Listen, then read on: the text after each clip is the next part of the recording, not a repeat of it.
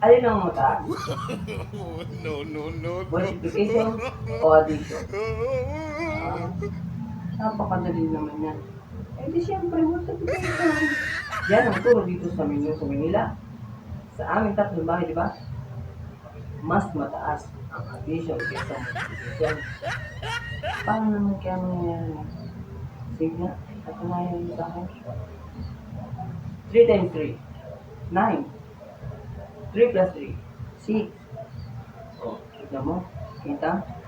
Mas mataas ang multiplication kaysa addition. O, yan ang una pa lang na tanong. Hindi pa ba tapos yun? Hindi pa. 2 times 2. 4. 2 plus 2. 4. Patas na. Oo nga na. Tapos na. 1 times 1. 1.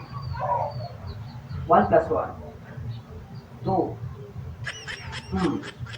Mas mataas ang addition kaysa multiplication. Yan ang tao. Papasok na. Bibigay ka pa.